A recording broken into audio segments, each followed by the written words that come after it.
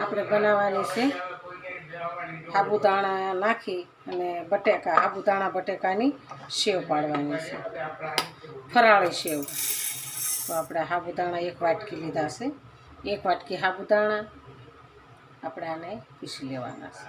આપણે આને મિક્સરમાં કાઢી નાખીશું. આપણે હવે આને પાછું મિક્સરમાં કાઢી લઈશું.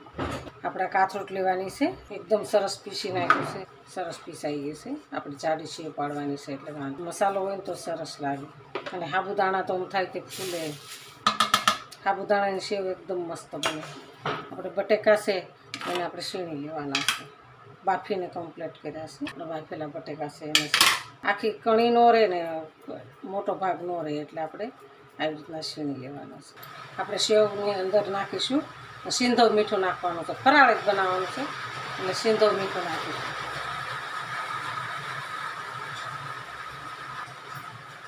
ધાણા જીરું નાખીશું, થોડુંક આપણે લાલ મરચું નાખીશું. આપણે આ બધું હવે મસાલો મિક્સ કરી દેવાનો છે. મિક્સ કરી અને લોટ બાંધી દેવાનો છે. સોરી, હાથ લેવાનો છે, હાથની મદદથી સારું થાય.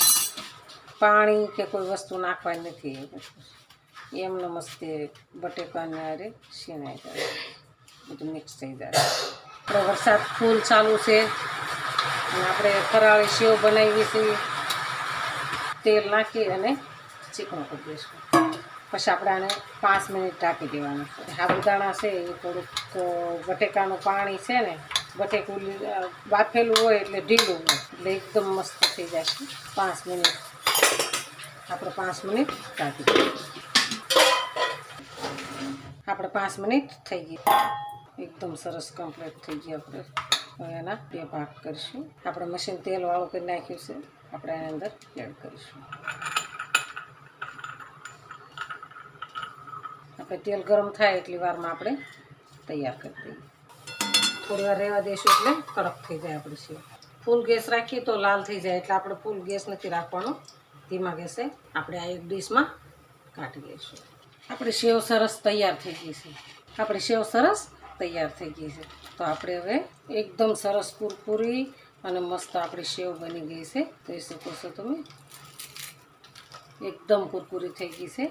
તો આ ખાવા, જો અમારો વિડીયો ગમે તો લાઈક, શેર અને સબસ્ક્રાઈબ કરી દેજો. રાધે રાધે.